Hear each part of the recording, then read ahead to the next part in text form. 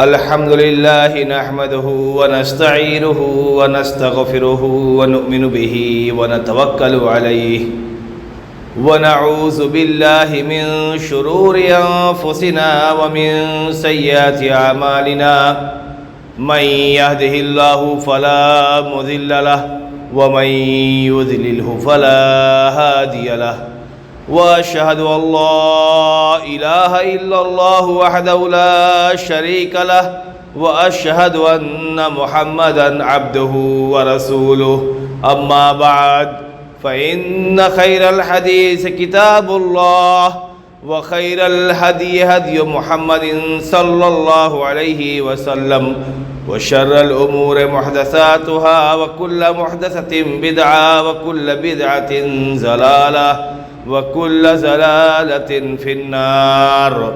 أعوذ بالله من الشيطان الرجيم. بسم الله الرحمن الرحيم. يا أيها الذين آمنوا اتقوا الله حق تقاته ولا تموتن إلا وأنتم مسلمون.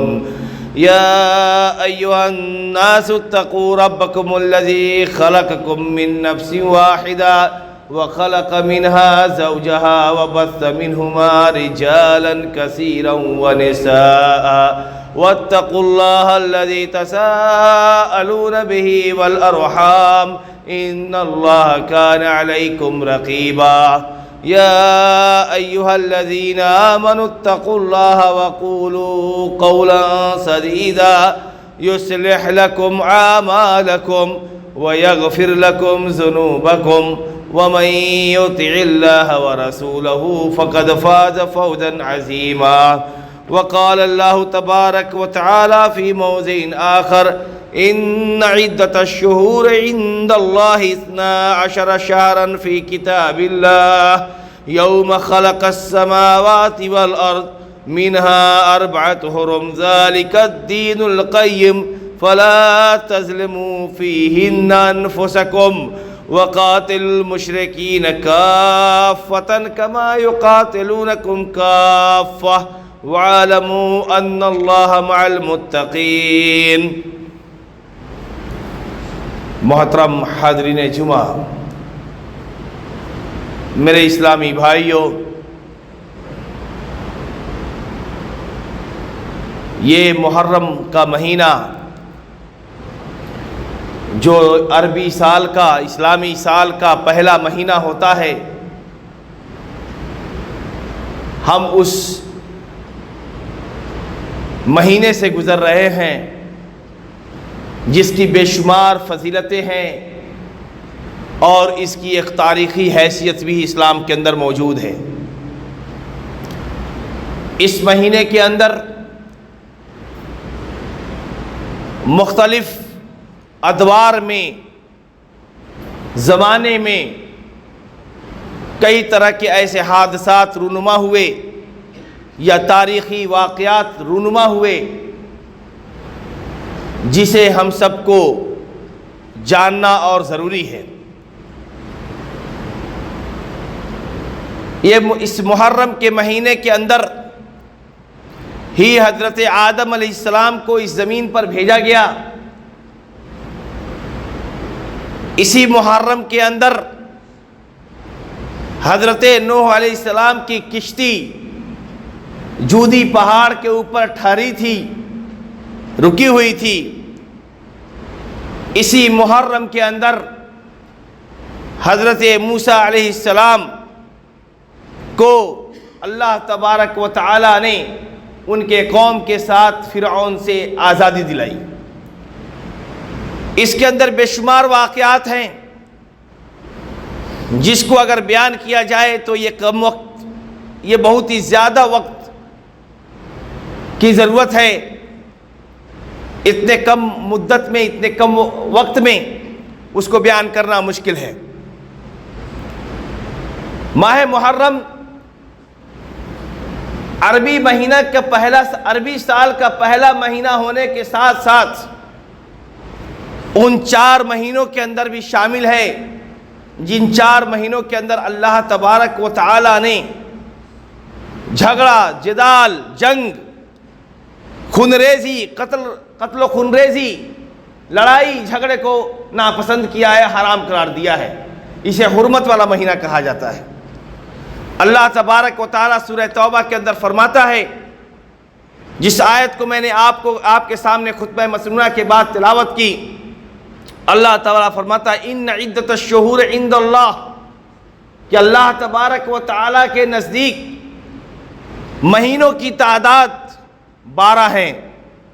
اور یہ اللہ تبارک و تعالیٰ نے جب سے زمین و آسمان کو پیدا کیا تب سے ہی مہینوں کی تعداد، سال کے مہینوں کی تعداد کو 12 رکھا ہے.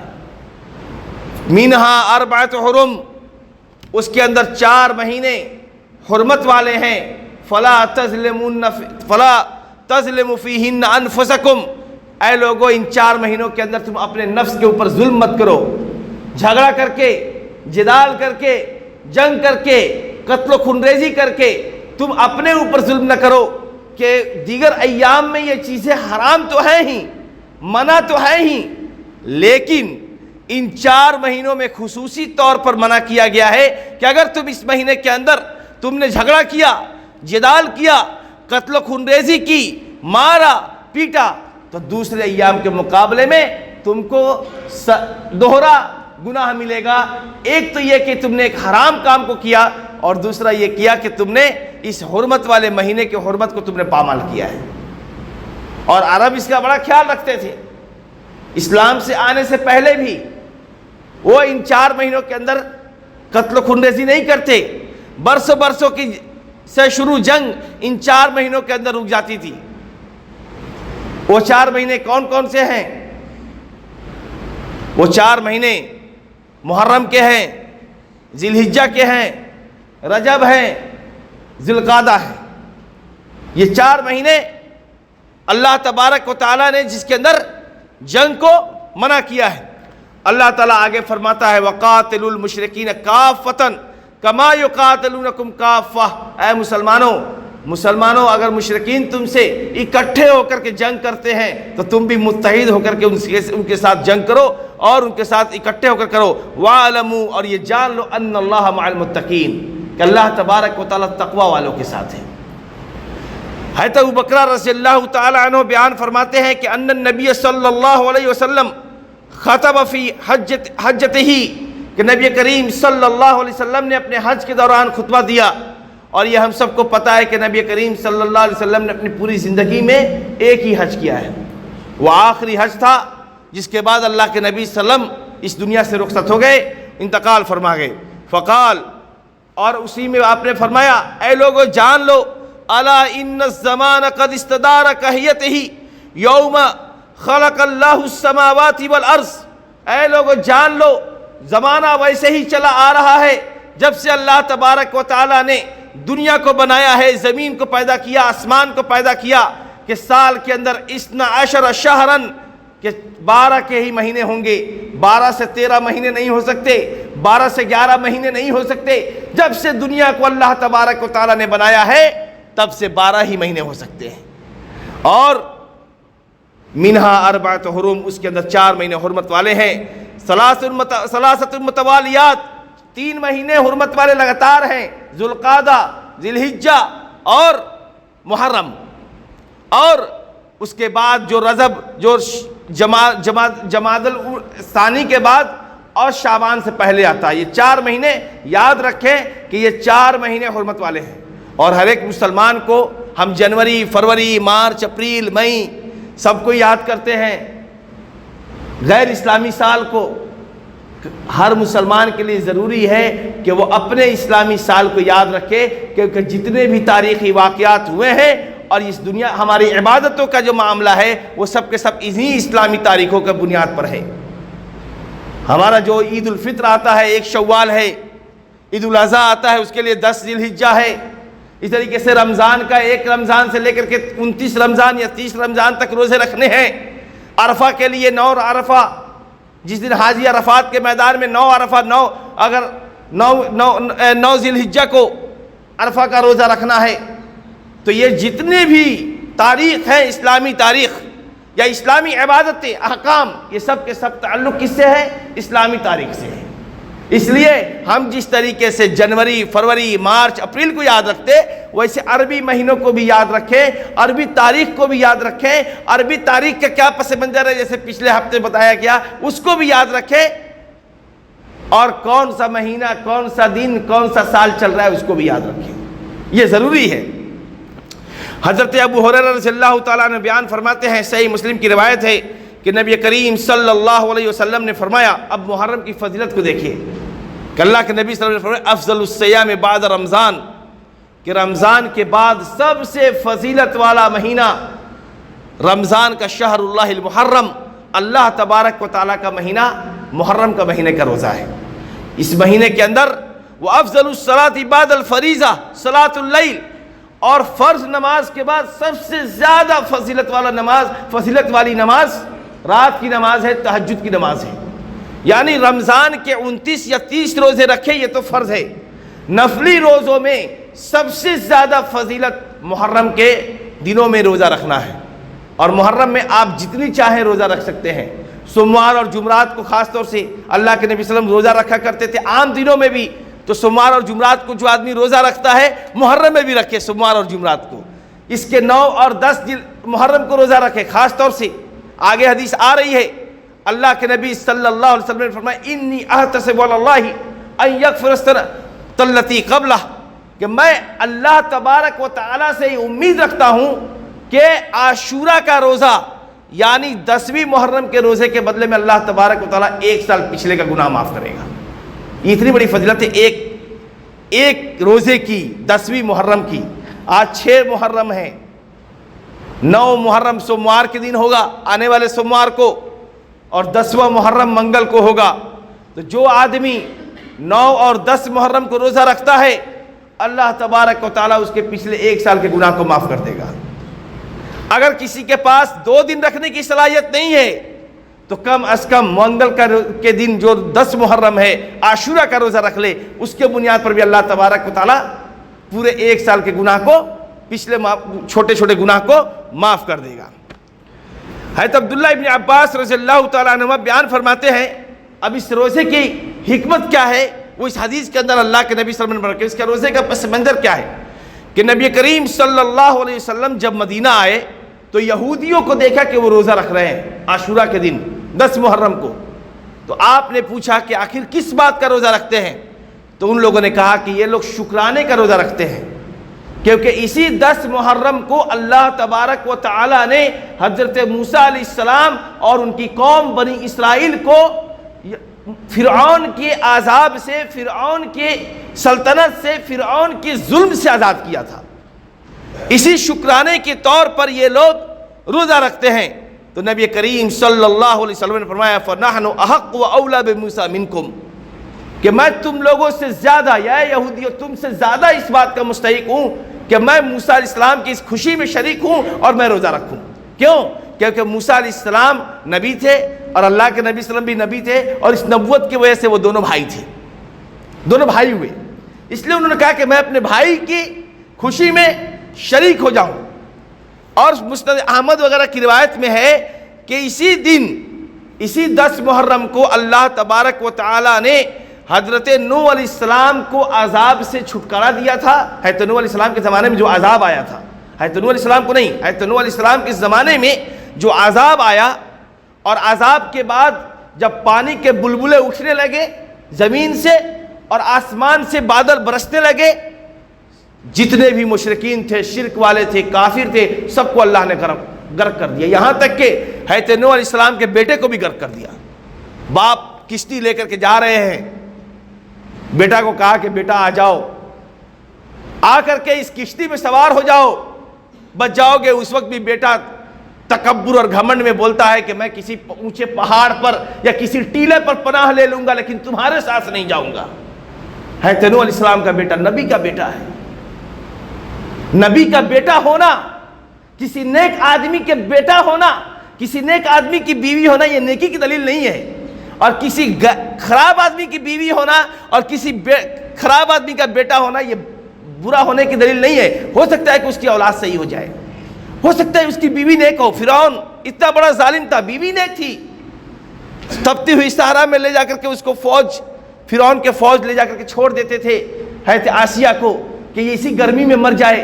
اور جب وہ فوج لوٹ آتی, اللہ تبارک و تعالیٰ ان کے سر کے اوپر بادل سے سایہ کر دیتا تھا. اتنی محبت یہ اللہ تعالیٰ کو حضرت آسیہ سے, حضرت آسیہ کے عمل سے, ان کی نیکی سے, ان کے تقوی سے, کہ ایک ظالم اور جابر بادشاہ کی جوزیت میں ہونے کے باوجود بھی وہ ایک اللہ واحد پر ایمان رکھتی تھی اور اللہ تبارک و تعالیٰ کی عبادت کیا کرتی تھی. اور اس طریقے سے حضرت نوح علیہ السلام نبی ہیں, نیک ہیں, برگزیدہ بندے ہیں, نبی ہیں, پہلے نبی ہیں, لیکن ان کی بیوی ان کے اوپر اسلام نہیں لائی, ان کا بیٹا اسلام نہیں لایا. بیٹا کو کہا کہ آ جاؤ, آ کر کے کشتی میں سوار ہو جاؤ. کہا کہ آج کے دن میں آپ کے ساتھ نہیں جا سکتا, میں کسی پہاڑ پر جا کر کے چڑھ جاؤں گا, کسی اونچی جگہ پر جا کر کے پناہ لے لوں گا, لیکن آج آپ کے پاس میں نہیں جاؤں گا. حضرت نوح نے کہا کہ بیٹا آج کسی کو چھٹکارا نہیں ہے, آج تم پہاڑ پر پناہ لے لو یا کسی اونچی جگہ پر لے لو, آج اللہ کا عذاب کسی کو نہیں چھوڑنے والا. اور آنکھ کے سامنے جب ڈوبنے لگا, کہا اے اللہ میرا بیٹا ڈوب رہا ہے, میرا بیٹا ڈوب رہا ہے. اللہ نے کہا نو, وہ تیرا بیٹا ہو ہی نہیں سکتا, تیرا بیٹا ہے, تیرے ذریعے سے پیدا ہوا ہے, تیرے نطفے سے پیدا ہوا ہے, لیکن اسلام نہیں لایا, تمہارا گھر والا نہیں ہو سکتا. تمہارا اہل و عیال تو یہ مسلمان ہیں, یہ مومنین ہیں جو تمہارے ساتھ کشتی میں سوار ہیں. بیٹا سامنے ڈوب گیا. تو کہنے کا مطلب ہے کہ 10 محرم کو اللہ تبارک و تعالیٰ نے حضرت نوح علیہ السلام اور ان کی قوم کو جو حضرت نوح علیہ السلام کے زمانے میں جو عذاب آیا تھا, اسی دن 10 محرم کو وہ عذاب کی رفتار کو اللہ نے تھام دیا اور کشتی جودی پہاڑ پر جا کر کے رک گئی. تو حضرت نوح علیہ السلام نے شکرانے کے طور پر 10 محرم کو روزہ رکھا تھا. کوئی یہ کہے کہ حسین رضی اللہ تعالیٰ عنہ کی شہادت میں روزہ رکھا جاتا ہے, مت ماننا. یہ روزہ ہمارے نبی کریم صلی اللہ علیہ وسلم کا فرمان ہے. ہمارے نبی کریم صلی اللہ علیہ وسلم نے فرمایا, ہمیں حکم دیا ہے, اور اللہ کے نبی صلی اللہ علیہ وسلم نے اس کی فضیلت بیان کی ہے. اللہ کے نبی صلی اللہ علیہ وسلم نے خود روزہ رکھا ہے. ان کی پیروی میں, ان کی اتباع میں, نبی کے حکم پر ہم چلتے ہوئے روزہ رکھتے ہیں. یہ فضیلت ہے. حضرت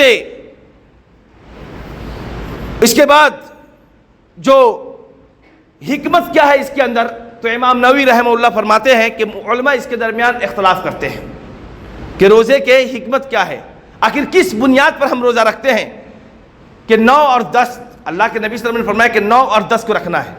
یہود صرف 10 روزے رکھتے تھے, 10ویں محرم کا روزہ رکھتے تھے, لیکن اللہ کے نبی صلی اللہ علیہ وسلم نے فرمایا کہ اگر میں آئندہ سال زندہ رہا تو میں ان یہودیوں کی مخالفت میں 9 اور 10 محرم کو روزہ رکھوں گا, تاکہ ہمارا روزہ 2 ہو جائے. یہودیوں سے اللہ کے نبی صلی اللہ علیہ وسلم ہر چیز میں مخالفت کیا کرتے تھے, یہاں تک کہ بال کو جھاڑنے میں بھی مخالفت کرتے تھے. اگر وہ لوگ دائیں بازو سے بال کو جھاڑ رہے ہیں تو یہ اللہ کے نبی صلی اللہ علیہ وسلم بیچ سے بال کو ترتیب کرتے تھے. اللہ کے نبی صلی اللہ علیہ وسلم ہر چیز میں یہودیوں کی مخالفت کی اور آپ نے مخالفت کرنے کا حکم دیا تاکہ ہم ان کی مشابہت نہ اختیار کر لیں, ان کے جیسے نہ ہو جائیں. اس لیے اللہ کے نبی صلی اللہ علیہ وسلم نے کہا کہ تو 9 اور 10 محرم روزہ 2 روزہ رکھنے کی حکمت یہ ہے. امام نووی فرماتے ہیں کہ علماء نے بیان فرمایا کہ پہلی حکمت یہ ہے کہ یہودیوں کی مخالفت ہے. کچھ علماء یہ بھی کہتے ہیں کہ 9 اور 10 اس لیے کہا کہ تاکہ محرم کے روزے سے ایک دن پہلے کا روزہ مل جائے. جیسے ہم جمعہ کے دن روزہ نہیں رکھ سکتے, لیکن اگر کوئی جمعہ کے دن روزہ رکھنا چاہتا ہے تو یا تو وہ جمعرات اور جمعہ 2 دن روزہ رکھے, یا پھر جمعہ اور سنیچر 2 دن روزہ رکھے. اس طریقے کا روزہ وہ رکھ سکتا ہے. اس طریقے سے کچھ لوگوں نے کہا, بہت ساری کی بات کی, لیکن سب سے بہترین اور سب سے جو بات ہے جس کو شیخ الاسلام تیمیہ رحمہ اللہ بھی بیان فرماتے ہیں کہ یہودیوں سے مخالفت کے بنیاد پر اللہ کے نبی صلی اللہ علیہ وسلم نے 9 اور 10 کو روزہ رکھنے کا حکم دیا. اب روزہ کیسے رکھیں گے, اس کی 4 ترتیب علماء نے بیان کی. پہلی سب سے بہترین ترتیب 9 اور 10, 9 محرم 10 محرم, کیونکہ اس میں اللہ کے نبی صلی اللہ علیہ وسلم کی سنت کی مکمل پیروی ہو جاتی ہے. کیونکہ آپ نے کہا کہ میں آئندہ سال زندہ رہا تو 9 تاریخ کو روزہ رکھوں گا. اس کا مطلب ہے کہ اللہ کے نبی صلی اللہ علیہ وسلم آئندہ سال زندہ نہیں رہے, وہ دنیا سے چلے گئے ہیں. کوئی یہ کہے کہ پردہ فرما گئے, یہ جائز نہیں ہے, درست نہیں. خود کہا کہ میں اگلے سال زندہ رہا, کیونکہ آپ کو بھی یقین تھا کہ مر جائیں گے. انک میت و انہم میتون فانہم میتون, اے نبی آپ بھی مر جائیں گے اور سب لوگ مرنے ہی والے ہیں. اس دنیا میں کوئی بھی آدمی جو زندہ جان سلامت لے کر کے آیا ہے اس کو مرنا ہے. چاہے چیٹی ہو، پہاڑ ہو، جس کے اندر جان ہے، یہ جنگلات ہو، چرند و پرند ہو، سب کو ایک نہ ایک دن موت آنی ہے. موت بڑھا کے آنے کا وقت ایک ترتیب ہے کہ آنا ہے. ماں کے پیٹ سے 9 مہینے میں پیدا ہوئے ہیں، آنا ہے. لیکن جانے کا وقت متعین نہیں ہے کہ کب بلا لے گا اللہ تبارک و تعالیٰ. کسی بھی وقت بلا سکتا ہے. تو کہا کہ 9 اور 10 کو روزہ رکھو. علماء نے کہا کہ اگر کوئی آدمی 9 اور 10 کو نہیں رکھے، 10 11 بھی رکھ سکتے ہیں. ایک حدیث آتی ہے اس کے سلسلے میں لیکن وہ حدیث ضعیف ہے. تو سب سے بہتر کیا ہے کہ 9 اور 10. اور اگر کوئی 9 اور 10 کو نہیں رکھ پایا، سوچتا ہے کہ میں 10 محرم کو رکھ لیا، ایک اور روزہ رکھ لوں، تو 10 11 محرم کو بھی روزہ وہ رکھ سکتا ہے. وہ ضعیف روایت ہے لیکن رکھ سکتا ہے. اجازت علماء نے دی ہے. تیسری ترتیب یہ ہے کہ کوئی آدمی 9 10 11 تینوں روزہ رکھ لے. 9 10 11 تینوں روزہ رکھ لے. اور چوتھی ترتیب یہ ہے کہ اگر کسی کے پاس طاقت نہیں ہے، نہیں رکھ سکتا، گرمی ہے، کام کرنے والا بندہ ہے، باہر کام کرتا ہے، تو صرف 10 محرم کا وہ روزہ رکھ لے. یہ آپ کا محرم کے تعلق سے یہ باتیں آئیں. لیکن اسی ماہ مبارک کو، جس کو اللہ تبارک و تعالیٰ نے حرمت والا مہینہ قرار دیا، اس مہینے کے اندر بھی بہت سارے خرافات رونما ہوئے. اور آج اس 10 محرم کے نام پر ہمارے یہاں طرح طرح کے بدعات اور خرافات کیے جاتے ہیں. 1 محرم سے لے کر کے 10 محرم تک اسٹیج لگتا ہے اور اسٹیج پر بیٹھ کر کے لوگ صحابہ اکرام رضوان اللہ علیہ مجمعین، خصوصاً حضرت امیر معاویہ رضی اللہ تعالیٰ عنہ کو اور ان کے بیٹے یزید کو گالیاں بکتے ہیں. کیوں؟ اتنی فضیلت اس مہینے کے ہونے کے باوجود کسی کو یہ فضیلت یاد نہیں رہتی. ان کو صرف اور صرف حضرت حسین رضی اللہ تعالیٰ عنہ کی شہادت یاد رہتی ہے. یقیناً ان کی شہادت ایک مظلوم شہادت تھی. ہر ایک ایمان والے کو ان سے محبت ہونی چاہیے. کیوں نہیں ہوگی؟ اللہ کے نبی صلی اللہ علیہ وسلم کے نواسے ہیں. اور اللہ کے نبی صلی اللہ علیہ وسلم نے اپنے زمانے میں ہی، اپنی زندگی میں ہی یہ پیشین گوئی کر دی تھی اپنے دونوں نواسے کے بارے میں کہ یہ دونوں کے دونوں جنت کے سردار ہوں گے، بچوں کے، نوجوانوں کے سردار ہوں گے جنت میں. سیدہ شباب اہل الجنہ، یہ جنت میں جانے والے نوجوانوں کے یہ دونوں کے دونوں ہمارے نواسے سردار ہوں گے. ان میں سے ایک حضرت حسن کے بارے میں کہا، مطلب ان میں سے ایک کے ہاتھ پر پورے امت کا اتفاق ہو جائے گا. اور حسن رضی اللہ تعالیٰ عنہ 6 مہینے کی خلافت کے بعد اپنے آپ کو خلافت سے الگ کر کے حضرت امیر معاویہ کو خلافت دے دی تھی. پورا امت ایک چھتر چھایا میں آ گئی تھی، ایک خلافت میں آ گئی تھی. یہ پہلی پیشین گوئی تھی، پہلی بشارت تھی نبی صلی اللہ علیہ وسلم کی. اور کہا کہ یہ دونوں کے دونوں شہید کر دیے جائیں گے. یہ دوسری بشارت تھی. اور حضرت حسن بھی شہید کیے گئے زہر کے ذریعے سے. کسی یہودی نے ان کو زہر دیا تھا. اور حضرت حسین رضی اللہ تعالیٰ عنہ کو بھی شہید کر دیا گیا. اس کا واقعہ ہر کسی کو جاننا چاہیے. حضرت حسین جب یزید خلیفہ ہوئے اور بیعت لینی شروع کی، تو جس کربلا کے میدان سے ہم محبت کرتے ہیں اور اس محبت میں ہم طرح طرح کی بدعت و خرافات کو انجام دیتے ہیں، اسی شہر عراق اور بغداد کے اسی کربلا کے لوگوں نے حضرت حسین رضی اللہ تعالی عنہ کو خط لکھنا شروع کیا کہ آپ آئیں، ہم آپ کے ہاتھ پر بیعت کر لیں گے اور بیعت کرنے کے بعد ہم آپ کو اپنا خلیفہ تسلیم کر لیں گے. حضرت حسین رضی اللہ تعالی عنہ کے پاس کم و بیش 70,000 خطوط آئے، 70,000 خط لکھے گئے. اور خط اس کو یاد رکھیے گا، لکھنے کے بعد جب آپ نے ارادہ کیا، اس سے پہلے اپنے چچا زاد بھائی مسلم بن عقیل کو کہا کہ جاؤ اور جا کر کے وہاں کوفہ کا اور کوفہ کے حالات کا جائزہ لو. جب حضرت مسلم بن عقیل وہاں پر آئے اور جب ان لوگوں کے درمیان انہوں نے دیکھنا شروع کیا، حالات کو بالکل مختلف پایا. یہ وہی کوفہ والے تھے جنہوں نے حضرت علی رضی اللہ تعالیٰ عنہ کو شہید کر دیا تھا. حضرت مسلم بن عقیل کو جب حقیقت معلوم ہوئی اور دیکھا کہ حضرت حسین کو بھی دھوکے سے یہ لوگ بلانا چاہتے ہیں، ان کے دل کے اندر چھپی ہوئی قدورت ہے، نفرت ہے، بغض ہے، یہ لوگ بلا کر کے جو حال ہے علی رضی اللہ تعالیٰ عنہ کے ساتھ کیا وہی ان کے ساتھ بھی معاملہ کرنا چاہتے ہیں، تو یہ نکل پڑے. لیکن ان بدبختوں کو، ان کوفہ والوں کو، شیعوں کو، ان رافضیوں کو یہ پتہ چل گیا کہ حضرت مسلم ابن عقیل کو یہ بات پتہ چل گئی ہے اور وہ جائیں گے۔ ادھر سے حضرت حسین رضی اللہ تعالیٰ عنہ کا قافلہ نکل پڑا مدینے سے۔ حضرت عبداللہ ابن عمر، حضرت عبداللہ ابن عباس رضی اللہ تعالیٰ عنہما نے سمجھایا، کہا کہ آپ مت جائیں، حالات نازک ہیں، وہاں جائیں گے آپ کو اپنے باپ حضرت علی کے ساتھ کیا ہوا وہ یاد نہیں ہے، لیکن حضرت حسین رضی اللہ تعالیٰ عنہ اس 70,000 خطوط کے اوپر بھروسہ کر کے وہاں سے نکل آئے۔ راستے میں تھے، ادھر سے مسلم بن عقیل اس راز کو جان گئے کہ ان کے اندر کیا معاملہ ہے کہ جا کے میں ان کو اطلاع کر دوں، لیکن ان بدبختوں نے ان کو راستے میں ہی پکڑ کر ان کو بھی شہید کر دیا۔ حضرت حسین رضی اللہ تعالی عنہ کربلا کے میدان میں جب آتے ہیں، ابن زیاد عبید اللہ ابن زیاد جو کہ ناسبی تھا، صحابہ سے نفرت کیا کرتا تھا، آل بیت سے نفرت کیا کرتا تھا، صحابہ سے ان کو اس کو محبت نہیں تھی، یہودیوں کا ایجنٹ تھا، اس نے چاروں طرف سے محاصرہ کر لیا، اور جو 70,000 خطوط لکھنے والے شیعہ جو اس وقت حضرت حسین رضی اللہ تعالی عنہ کے ساتھ میں تھے، وہ دھیرے دھیرے آپ کے ساتھ نکلتے گئے، اور آپ کے ساتھ سوائے آپ کے گھر والوں کے کوئی نہیں بچا، کوئی نہیں بچا۔ آپ نے پیشکش کی، 3 پیشکش کی کہ پہلے مجھے مدینہ جانے کی اجازت دے دو، یا تو مجھے مدینہ جانے کی اجازت واپس دے دو، یا پھر مجھے یزید کے پاس لے چلو۔ اگر یزید سے آپ کو ذرہ برابر بھی نفرت ہوتی، یا یزید کے تعلق سے آپ ذرہ برابر بھی خوف زدہ ہوتے کہ وہی مجھے قتل کر دے گا، تو آپ یہ نہیں کہتے کہ مجھے یزید کے پاس لے چلو، کہا کہ مجھے یزید کے پاس لے چلو، یا پھر تیسرا کہ یا مجھے تم چھوڑ دو، میں کہیں بھی اس پورے دنیا میں کہیں بھی میں چلا جاؤں گا اپنے اہل و عیال کے ساتھ اور زندگی بسر کر لوں گا۔ لیکن یہ عبید اللہ ابن زیاد جو کہ یہودیوں کا ایجنٹ تھا، عبداللہ بن سبا کے جیسے تھا، اسی کی اولاد، انہی کے نسل میں سے تھا، اس نے اس پر مانا نہیں، اور نعوذ باللہ مطلب اس دن جو یہ حالات پیش آئے ہیں، حسین رضی اللہ تعالیٰ عنہ اپنے اہل و عیال کے ساتھ شہید کر دیے گئے۔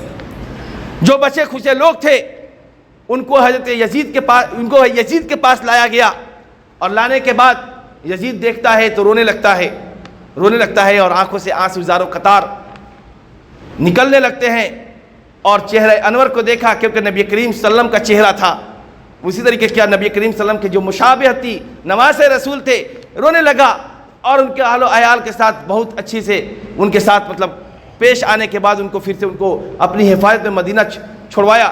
لیکن یہ کہنا کہ اور اس بنیاد پر کہ یزید نے شہید کروایا یا یزید نے قتل کروایا، اس کو گالی دینا، یا ان کے باپ حضرت امیر معاویہ رضی اللہ تعالیٰ عنہ کو گالی دینا، ان کو سب و ستم کرنا، یہ اسلام نہیں ہے۔ حقیقت واقعہ یہ ہے کہ جس طریقے سے حضرت عثمان رضی اللہ تعالیٰ عنہ کی شہادت کے بعد جیسے انہی ظالموں نے حضرت عثمان، یہ جو فتنہ چلا تھا وہ اسی عراق کے شہر سے، اسی عراق کے علاقے سے یہ فتنہ چلا حضرت عثمان رضی اللہ تعالیٰ عنہ کے زمانے میں، اور حضرت عثمان رضی اللہ تعالیٰ عنہ کو 14 دنوں تک محاصرہ کیا گیا، پانی کے لیے ترسایا گیا، اور آپ قرآن پڑھ رہے ہیں اور گھر کا محاصرہ کر کے اوپر سے چھلانگ مار کر کے ان ناسبیوں نے ان کو قتل کر دیا، شہید کر دیا۔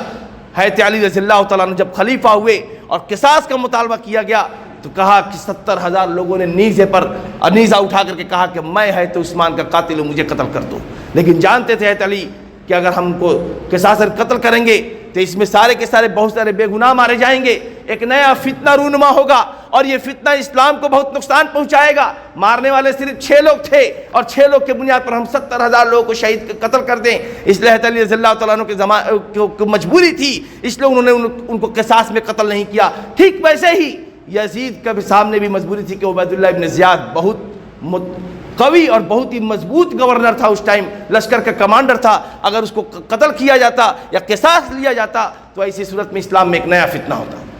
اس کی بنیاد پر ہر سال اسلام کے اندر ماتم جو منایا جاتا ہے وہ 3 دن ہی منا سکتے ہیں، وہ بھی گھر والے منائیں گے، چولہا نہیں جلنے کا، کسی کے گھر میں میت ہو گئی 3 دن ہی ہے، لیکن ہر سال عاشورہ کے نام پر تازیہ کھیلنا، ڈھول نگاڑے بجانا، ناچنا گانا، شکل و شباہت کی طرف مورتی بنانا، آج کل پوجا بھی ہونے لگے ہیں، آج کل لوگ مورتیوں کی شکل میں بھی نکالنے لگے ہیں، یہ اسلام کا شعار نہیں ہے۔